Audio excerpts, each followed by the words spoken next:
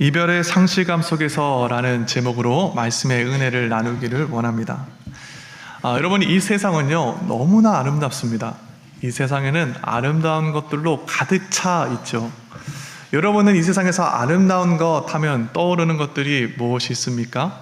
아마 많은 것들이 떠오를 거라고 생각합니다. 그 중에 여기 계시는 우리 아버지분들, 남편분들에게 제가 질문을 드릴 텐데 여러분 대답하실 필요는 없습니다. 그냥 마음속으로만 대답하십시오. 자, 여러분들에게 질문 드리겠습니다.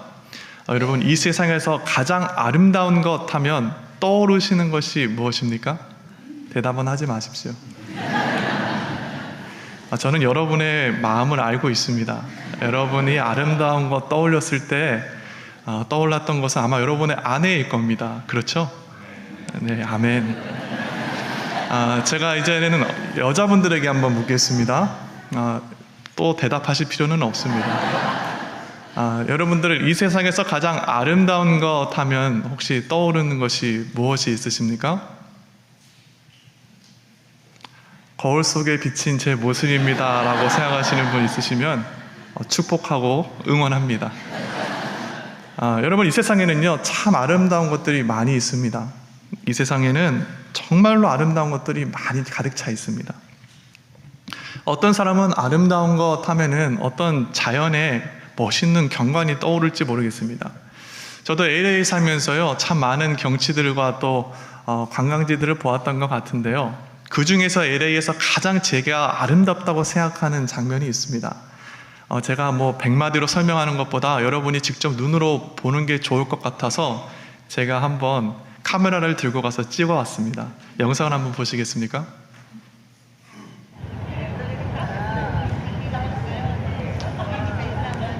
어딘 것 같습니까? 레던도 비치 피어입니다. 저 주변에는요 낚시하는 사람들이 있고요, 해가 질 때 저는 이 장면이 가장 LA에서 아름답다고 생각합니다. 혹시 안 가보신 분 있으시면 꼭 가보시기 바랍니다. 여러분, 근데요 이처럼 이 세상에는 아름다운 것으로 가득 차 있는데 아름다운 것 중에서도 으뜸인 것이 있습니다. 그것이 무엇인지 아십니까? 바로 여러분의 인생입니다. 하나님께서는요 이 세상의 많은 것들을 자신의 손으로 말씀으로 친히 창조하셨습니다. 그런데 그 가운데 으뜸은 바로 하나님의 형상대로 만들어진 여러분이죠. 그리고 여러분의 살아가는 그 인생의 이야기가 이 세상에서 가장 아름답습니다. 기품 있고 정교하고 아름다운 인간인 우리의 삶이 어떻게 이 세상의 어떤 것과 비교할 수 있겠습니까? 그런 의미에서 여러분, 옆에 사람에게 한번 이렇게 인사해 봅시다.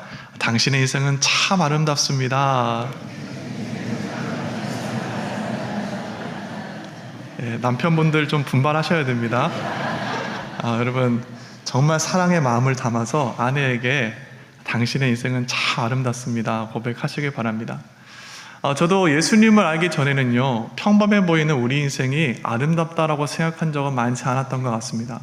여러분, 근데 평범해 보이는 우리 인생이요 사실 아름답대 너무 아름답습니다. 우리가 살아가는 그 삶의 모습이 정말 하나님 보시기에 얼마나 귀하고 아름다울까요?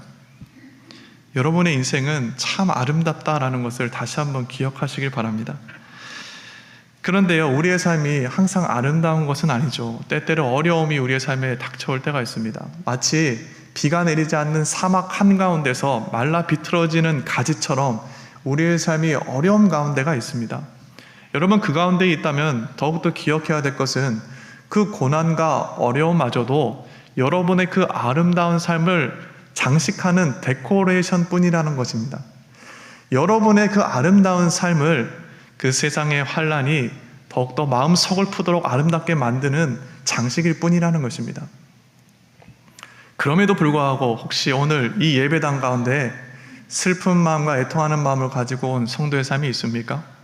특별히 사랑하는 사람을 떠나보내고 이별의 그 빈 마음으로 상실감 가운데 오늘 예배당을 찾으신 성도의 삶이 있으십니까? 그렇다면 다시 한번 우리에게 말씀하시는 하나님의 음성 가운데 우리의 귀를 기울이는 저와 여러분이 되기를 간절히 바랍니다. 그렇다면 이별의 상실감 가운데 슬퍼하는 우리의 마음이 무엇을 기억해야 되는 것일까요? 제자인 우리가 기억해야 될 첫 번째, 우리 스크린에 나가는데 다 같이 한번 읽어보겠습니다. 시작. 상한 마음을 가지고 하나님께 나아가라. 여러분, 상한 마음을 가지고 이별 가운데 슬퍼하고 빈자리 가운데 상실감 가운데 애통하는 우리의 마음을 가지고 우리는 하나님께 나아가야 됩니다. 우리 인생은요, 너무나 아름답죠. 또 우리 인생은 너무나 신비롭습니다. 분명 우리 인생은 짧지 않습니다. 깁니다. 그러나 우리가 우리 인생을 돌아오면 너무나 짧게 느끼지 않습니까? 여러분의 그 아름다운 인생 가운데 여러분은 가장 아름다운 순간을 꼽으라면 어떤 장면들이 떠오르십니까? 아마 많은 장면들이 떠오를 거라고 생각합니다. 어떤 사람은 여러분의 배우자와 알콩달콩 연애하던 시절이 떠오르시는 분도 계실 거고요. 또 결혼하는 그 결혼의 순간이 떠오르시는 분도 계실 겁니다. 또 어떤 분은 아름다운 순간을 떠올릴 때 자녀를 잉태하고 낳고 또 기르는 그 순간을 떠올리시는 분도 계실지 모르겠습니다. 그런데요, 저는 우리의 인생이 가장 아름다운 순간이 어딘가 한번 생각해 보았을 때 어쩌면은 해가 질 때 하늘이 가장 노을로 화려하게 지는 것처럼 우리 인생의 가장 아름다운 때는 어쩌면은 우리의 노년의 때가 아닌가 생각합니다. 오늘 말씀은요, 이삭이 그의 아내 리브가를 맞이하는 장면을 기록하는데 오늘 본문 말씀을 올바르게 이해하기 위해서는 이삭의 어머니였던 사라의 인생을 우리가 한번 살펴봐야 됩니다. 사라는 어떤 사람이었습니까? 사라가 젊었을 때 한번 여러분 상상해 보십시오. 그녀는 아름답고 또 활기차고 기품이 있는 여인이었습니다. 그러다가 10살 많은 아브라함을 만나게 되죠. 그리고 사랑에 빠져 결혼을 하게 됩니다.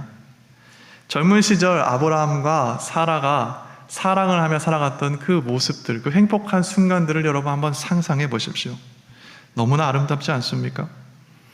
그러나 아브라함과 사라가 결혼하여 가정을 이룬 그 아름다운 즐거운 순간들도 어려움을 겪게 되죠.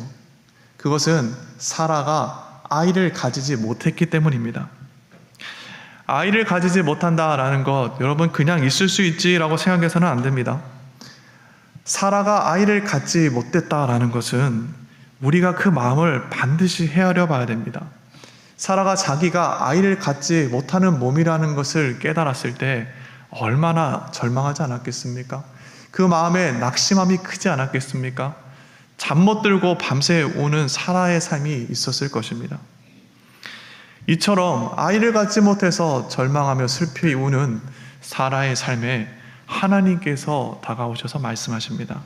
창세기 12장 1절과 2절 말씀인데 우리 한번 다 같이 읽어보겠습니다. 시작. 여호와께서 아브라함에게 이르시되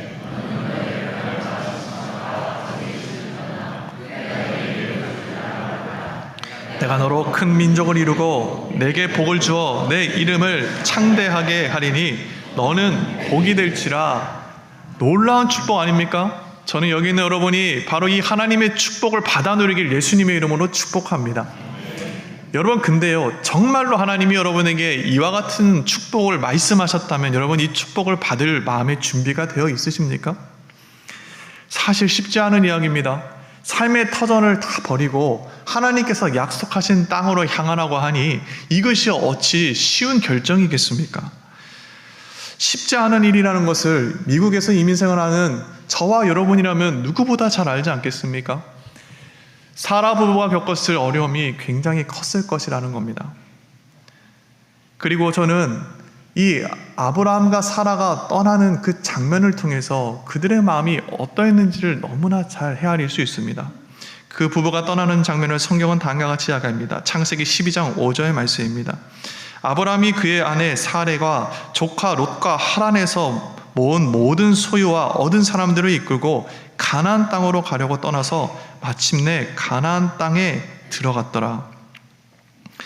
여러분, 쉬운 일이 아닙니다. 당시 아브라함의 나이가 75세였고 사라의 나이가 65세였습니다. 적은 나이가 아닌데 그때 하나님의 말씀대로 그들이 자신의 삶의 터전을 버리고 떠나갔다라는 겁니다.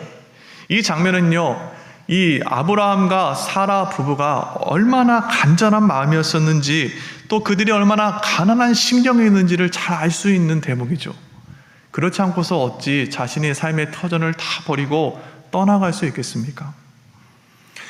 그리고 저는요, 이 부부가 자신이 살던 그 삶의 터전을 떠나기로 결정한 그 결단 가운데 아내였던 사라의 역할이 중요한 역할을 했을 것이라고 생각합니다. 모든 가정은 다 비슷합니다. 여기 있는 남성분들, 아버지분들, 하나님께서 여러분을 그 가족의 리더로, 가장으로 세우셨습니다. 여러분 어깨를 쭉 펴시고 사시길 바랍니다.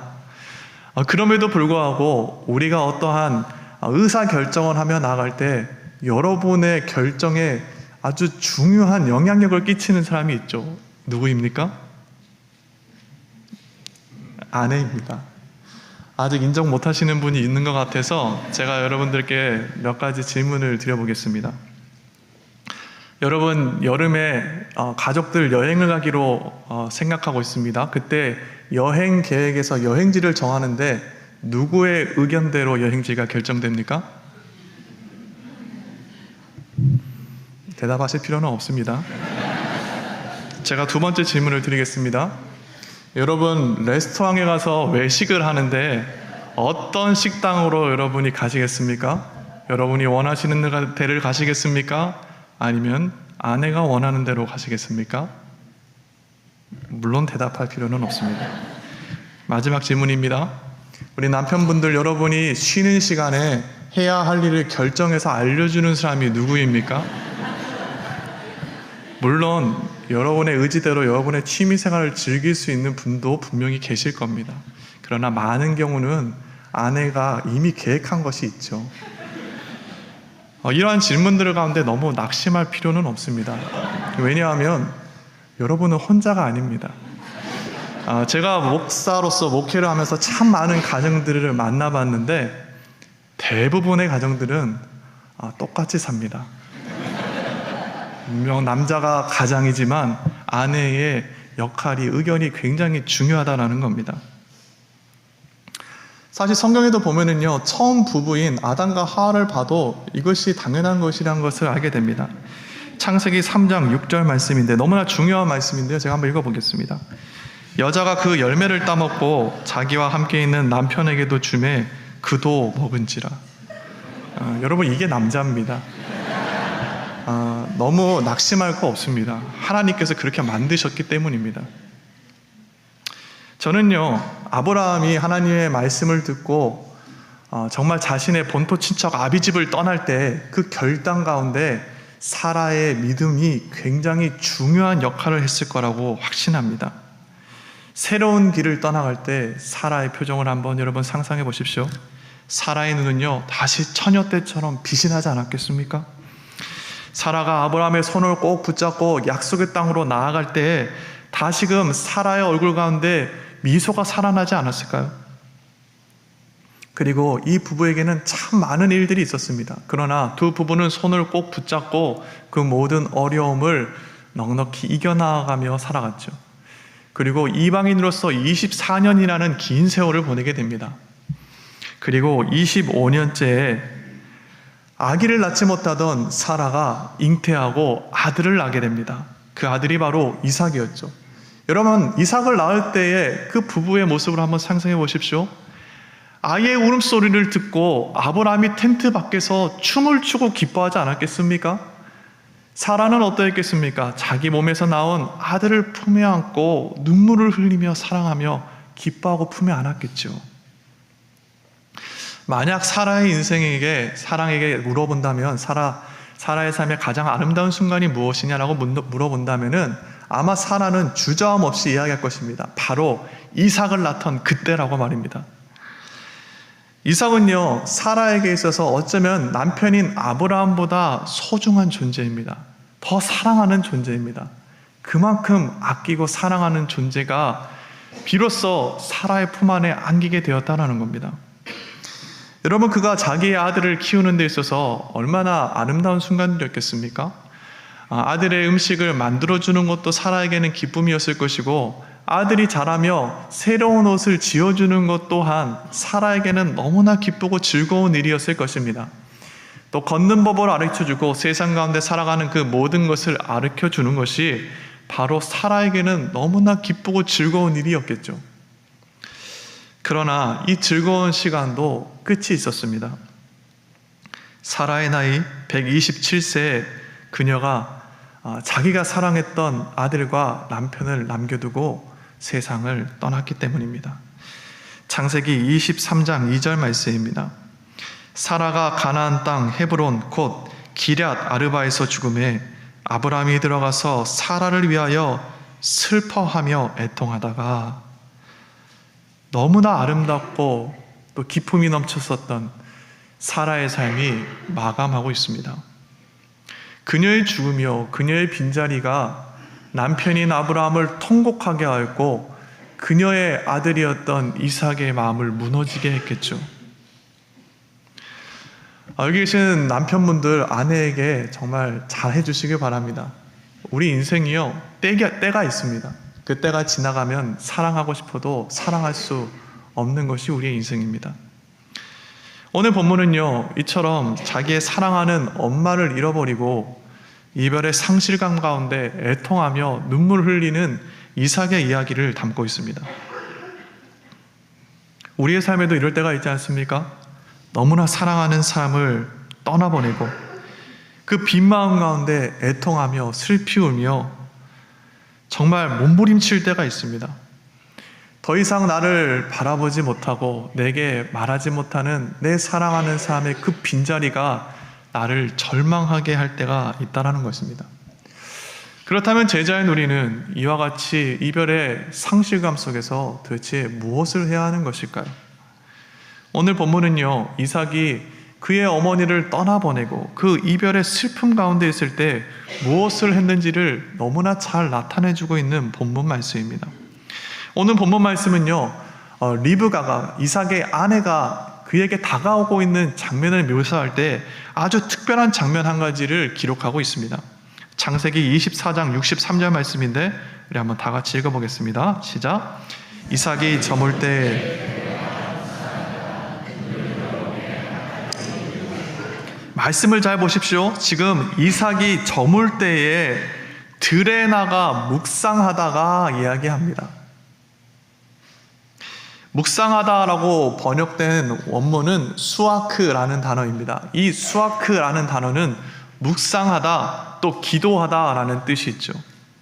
실제로 유대경전인 미드라시나 탈무드에서는 이 구절을 이삭이 들판에 나아가 하나님을 향하여 기도했다라고 해석을 하고 있습니다. 아무것도 없는 들에 나가 해가 질 때에 노을 하늘을 앞에 하나님께 간구하고 있는 이삭의 모습을 보게 됩니다. 여러분, 성경이 이것을 기록하고 있는 것은요, 우연히 기록한 것이 아닙니다. 성경은요, 지금 그 들판에 나아가 묵상하고 있는 이삭의 삶을 의도적으로 기록하고 묘사하고 있다는 것입니다. 왜 그랬습니까? 그것은 이삭이 그의 어머니 사라를 잃어버리고 상실감 가운데 슬퍼할 때 이삭이 무엇을 의지하며 살았는지를 너무나 분명하게 나타내주고 있는 말씀이 오늘의 장면이기 때문입니다.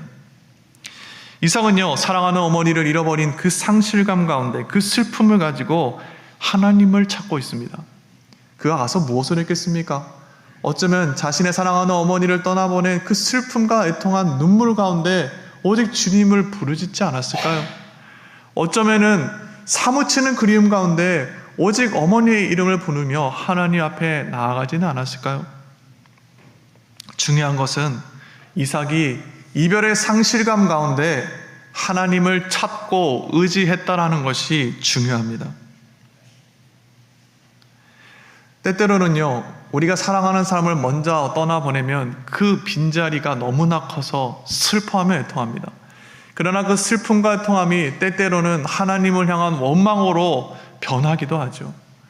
여러분, 그런데 그와 같이 사랑하는 사람을 떠나보내고 이별의 상실감 가운데 있을 때 제자인 우리의 삶이 반드시 그 마음을 가지고, 상한 마음을 가지고 나아가야 되는 곳이 있는데 그곳은 바로 하나님 품이라는 것입니다. 마크 브로캅의 짙은 구름 더 깊은 긍휼이라는 책이 있습니다. 이 책에서는 다음과 같이 말하고 있는데요, 제가 책의 내용을 읽어드리겠습니다. 애통의 기도를 하려면 믿음이 필요하다. 고통 중의 기도는 비록 의심과 의문이 가득하여도 분명한 믿음의 행위다. 이는 우리의 마음을 하나님께 여는 것이다. 애통의 기도는 침묵보다 낫다. 사랑하는 삶을 떠나보내고 애통한 마음 가운데 슬피 우는 그 마음을 가지고 하나님께 나아가야 합니다. 하나님께 나아가면 우리의 그 빈 마음을, 슬퍼 애통하는 우리의 마음을 하나님께서 채워주시기 때문이죠. 저의 삶에도 그러한 때가 있었습니다. 제가 사랑하는 어머니를 먼저 떠나보내고 저의 삶이 그 빈자리 가운데 절망하며 울고 있을 때였죠. 어머니의 그 빈자리가 제게는 너무나 컸습니다. 그래서 그 상실감을 채울 수가 없어서 그저 슬피 우는 삶을 살고 있었죠. 그런데 저의 그 빈 마음을 유일하게 채우는 것이 한 가지 있었습니다. 그것이 무엇인지 아십니까? 바로 예수 그리스도입니다. 예수 그리스도의 말씀을 들으면 저의 그 빈 마음을 채우는 하나님의 능력을 누릴 수 있었습니다. 마치 하나님의 말씀을 듣는 것은요, 제가 깊은 물속에 끌려 들어가서 숨을 쉬지 못하는 상황 가운데 하나님의 말씀을 들을 때는 마치 물 밖에 나와 숨을 쉬는 것 같은 느낌이었습니다. 하나님의 말씀이, 예수 그리스도가 저의 상실된 그 마음을 채우고 회복시켰다라는 것입니다. 저는요, 이제는 그것이 제게 큰 축복이라는 것을 압니다. 왜냐하면 저는 사랑하는 사람을 떠나보냈지만 제가 가장 사랑하는 하나님을 만날 수 있었기 때문입니다. 오늘 본문에 보면은요, 이삭이 리브가를 만나고 그 다음의 일을 성경은 다음과 같이 기록합니다. 창세기 24장 67절 말씀입니다. 우리 한번 같이 읽어보겠습니다. 시작. 그의 어머니 사라의 장막으로 들이고 그를 맞이하여 아내로 삼고 사랑하였으니 이삭이 그의 어머니를 장례한 후에 위로를 얻었더라. 오늘 성경은요, 이삭이 리브가를 만나 아내로 맞이하고 그 어머니를 잃어버린 슬픔을 위로함 받았더라 라고 이야기하고 있습니다. 여러분, 그렇다면 제가 여러분들께 질문 한 가지 드려볼까요? 리브가가 이삭의 어머니의 그 빈자리를 채울 수 있었을까요? 그의 아내 리브가가 그 어머니의 빈자리를 채울 수 있었을까요? 여러분은 어떻게 생각하십니까? 사람의 마음이란 참 신비롭습니다. 우리가 수학적으로 계산할 때는 마이너스 1 플러스 1 하면 0이 되는 것이 맞는 것 같은데 사람의 마음은 하나님께서 그렇게 만들지 않았습니다. 아무리 사랑하는 아내를 맞이하였다고 할지라도 사랑하는 어머니를 잃어버린 슬픔을 대신할 수는 없습니다. 저는요, 리브가를 아내로 맞이했지만 어머니의 그 빈자리를, 이삭의 그 빈 마음을 완전히 채우지는 못했을 거라고 생각합니다. 그런데 중요한 것이 있죠. 여기서 중요한 것이 있습니다. 그렇다면 이삭은 어머니를 잃어버린 그 상실감 가운데, 그 슬픔과 애통함 가운데 어떻게 일어날 수 있었느냐라는 것입니다. 그 이유를 알기 위해서는요, 리브가를 보면은 답이 없습니다. 리브가는 결코 그 어머니 사라의 빈자리를 채울 수 없습니다. 그러나 이삭을 일어나게 하고 이삭의 그 상실감을 채우고 회복시키고 일으키는 일이 있는데 그것은 바로 하나님 때문이죠. 이삭은요, 자기 아내를 자기의 곁으로 인도하신 하나님을 바라보므로 그의 삶이 일어날 수 있었던 것입니다. 그의 삶이 애통함 가운데 그것을 떨쳐내고 자신의 삶을 돌보고 있는 하나님을 발견하였기에 그가 그 빈 마음 가운데서 하나님으로 채워져 일어날 수 있었다라는 것입니다. 이삭은요, 이제는 부모로부터 들었던 그 하나님에 대한 믿음을 그가 갖게 되는 것입니다. 그리고 그의 상한 마음을 다 하나님께 내어드리고 그의 삶 전부를 주님께 내어드림으로 이삭 역시 제자의 삶을 살게 되는 것입니다. 그리고 그의 삶이 일어나게 되는 것이죠. 혹시 오늘 이 자리 사랑하는 삶을 떠나보내고 상실감 가운데 애통하고 슬퍼하는 마음으로 예배당을 찾으신 분이 계십니까? 그렇다면 여러분의 그 상한 마음을 가지고 하나님 앞에 나아가시길 바랍니다. 예수님 말씀하십니다. 마태복음 5장 4절 말씀입니다. 애통하는 자는 복이 있나니 그들이 위로를 받을 것이며. 아멘. 애통하는 자는 복이 있나니 너희가 위로를 받을 것이다. 주님 말씀하고 있습니다. 우리의 상한 마음을, 우리의 연약한 마음을 깨진 그릇을 하나님 앞에 가지고 나아가면 하나님께서 그것을 붙이시고 다시 한번 위로하시고 일어날 수 있도록 하나님께서 치유하신다는 것입니다. 다시 한번 우리의 상한 마음을 주님 앞에 가지고 나와 하나님의 회복과 치유로 하나님의 위로를 경험하며 일어나는 저와 여러분의 삶이 되기를 예수님 이름으로 축복합니다. 이별의 상실감 가운데 어려움을 겪을 때 제자인 우리가 기억해야 될 두 번째가 있습니다. 우리 다 같이 스크린에 나가는데 읽어보겠습니다. 시작. 우리의 삶을 통해 언약을 이루시는 하나님을 보라. 제자인 우리가요, 이별의 상실감 가운데 일어날 수 있다는 것은 놀라운 축복입니다.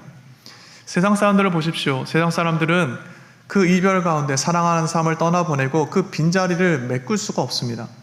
세상 모든 것을 다 가지고 와 그 빈자리를 채우려고 하지만 그것이 어찌 채워지겠습니까? 사랑하는 사람의 빈자리가 어찌 이 세상 것들로 채워지겠느냐라는 겁니다. 그러니 그들이 세상에 있는 모든 것을 갖다 쏟아붓고도 절망하며 애통할 수밖에 없는 것이죠. 그러나 우리는 사랑하는 사람을 떠난 그 빈자리를 채우고도 남는 하나님을 알므로 우리의 삶이 다시금 일어날 수 있지 않습니까? 이거보다 더 큰 축복이 어디 있습니까? 여러분, 근데 하나님께서 우리의 삶을 축복하시는 이 축복이 개인적인 축복으로 끝나지 않습니다. 하나님께서 우리의 삶에 위로하시고 치유하시고 하나님께서 행하시는 그 구원의 역사가 개인의 축복으로 끝나지 않는다는 것입니다. 오늘 이삭의 삶을 보십시오. 이삭의 삶에는 그가 절망하고 애통해할 때 하나님께서 그의 삶을 일으키시고 회복시키십니다. 그의 슬픔을 채우시고 위로하신다는 것입니다. 근데 그 다음에 어떤 일이 있었습니까? 그의 아내 리브가를 가정에 맞아들이고 이삭이 이제 야곱을 낳게 되죠. 자녀를 갖게 됩니다. 여러분, 이 야곱이 누구입니까? 훗날 이스라엘이라 불리며 하나님의 약속에 가문을 이루는 사람 아닙니까?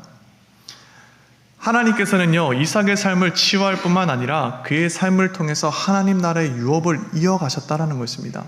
하나님 나라의 유업을, 하나님 나라를 이삭의 삶을 통해 이루어 나아가셨다는 것입니다.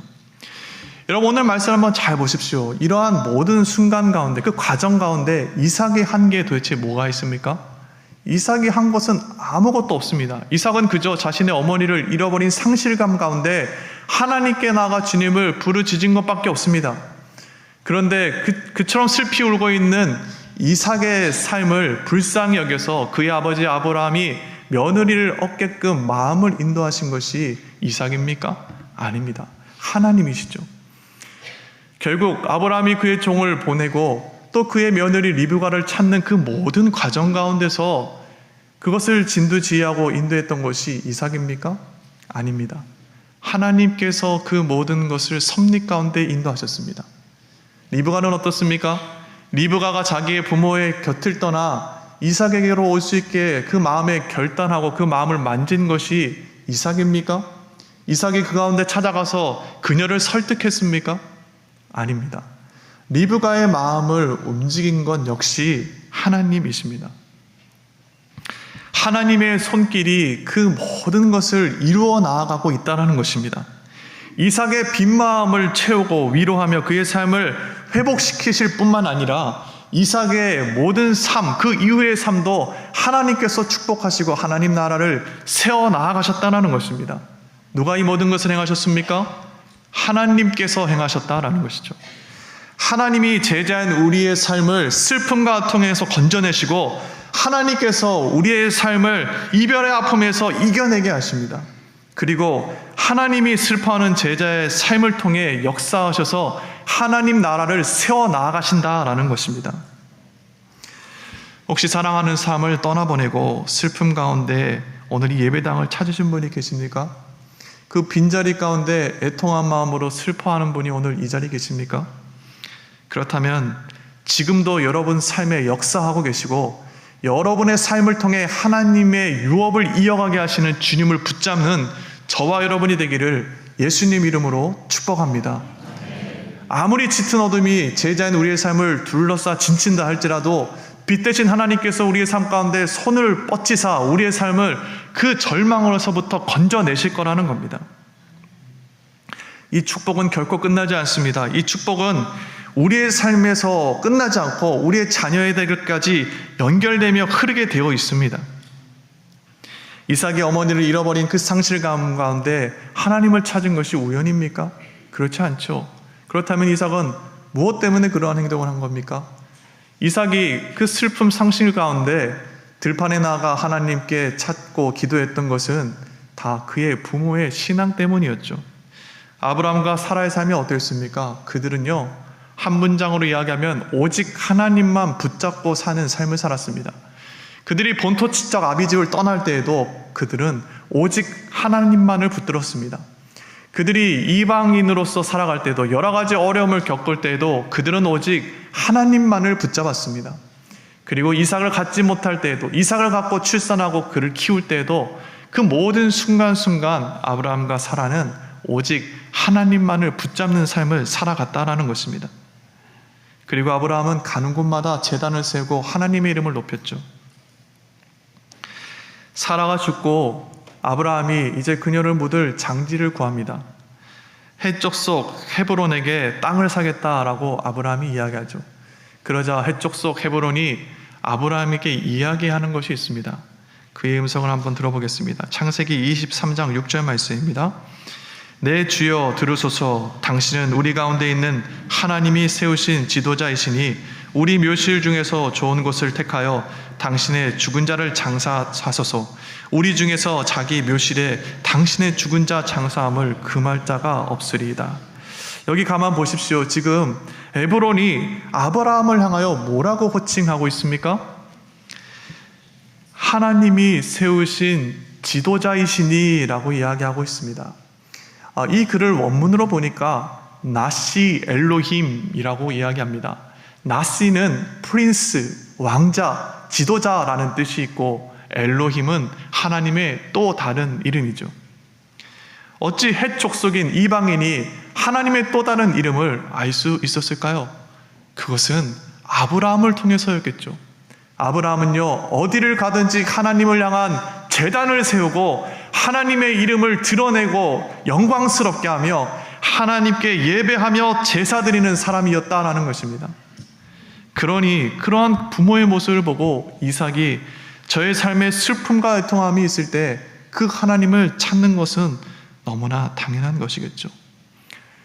그 부모의 신앙으로 흐르는 생명수가 그의 자녀들에게까지 그의 삶을 마시게 했다라는 것입니다.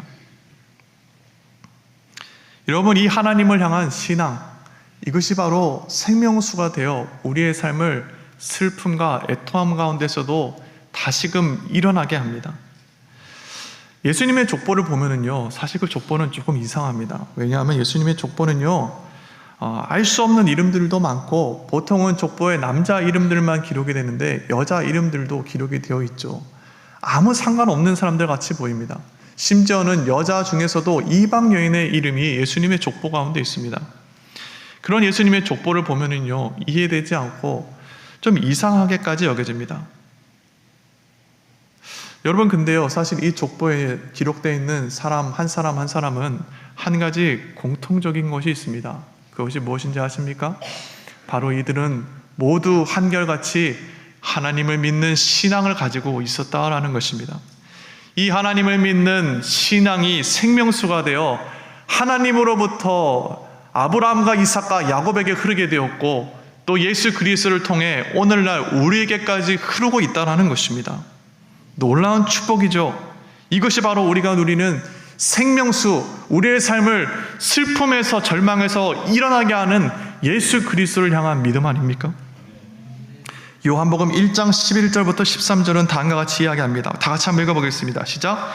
자기 땅에 오매 자기 백성이 영접하지 아니하였으나 영접하는 자 곧 그 이름을 믿는 자들에게는 하나님의 자녀가 되는 권세를 주셨으니 이는 혈통으로나 육적으로나 사람의 뜻으로 나지 아니하고 오직 하나님께로부터 난 자들이니라. 영접하는 자, 그 이름을 믿는 자들에게는 하나님의 자녀가 되는 권세를 주셨다 말씀합니다. 바로 저와 여러분이 이 하나님을 믿는 자녀가 되어 하나님의 족보 가운데 생명수를 받아 누리는 제자의 삶을 살게 되었다는 것입니다. 놀라운 축복 아닙니까? 하나님께서 아브라함과 사라에게 하신 약속이 이루어집니다. 창세기 12장 2절 말씀입니다. 내가 너로 큰 민족을 이루고 내게 복을 주어 내 이름을 창대하게 하리니 너는 복이 될지라. 하나님께서 사라에게 약속하셨던 그 약속이 성취되어 오늘날 저와 여러분이 예수 그리스도로 인하여 하나님의 자녀가 되어 이 땅 가운데 어떠한 어려움 가운데서도 이별을 가운데 슬픔 가운데서도 일어날 힘을 얻게 된다는 것입니다.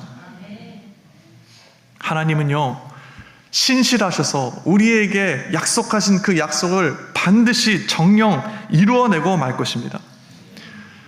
혹시 우리의 삶이 지금 사랑하는 사람을 떠나보내고 애통함 가운데 그 빈자리 가운데 몸부림치며 그리워하고 있다라면 여러분 다시 한번 여러분의 그 상한 마음을 하나님께 가지고 나아가시길 바랍니다.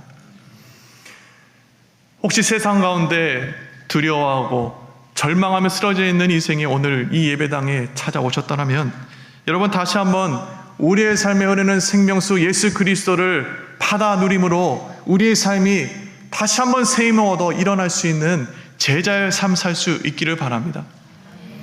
예수님은 우리가 아무리 연약하고 부족할지라도 우리를 사랑하시며 끝까지 우리를 품에 안으시고 우리를 영화롭게 하시는 분입니다. 우리의 인생은요 너무나 부족한 것이 사실입니다. 우리는 하나님 말씀대로 살지도 못하고요 내 사랑하는 사람을 떠나보내고 애통하며 절망합니다. 그것이 우리의 인생입니다. 그러나 이 연약한 우리의 삶을 가장 아름다운 이야기로 변화시키고 만들어 가시는 이는 바로 하나님이십니다. 다시 한번 우리의 삶을 그 하나님께 나아가 온전히 모든 것을 내어드려 우리의 삶을 아름답게 변화시키는 그 하나님을 경험하는 저와 여러분이 되기를 예수님 이름으로 축복합니다.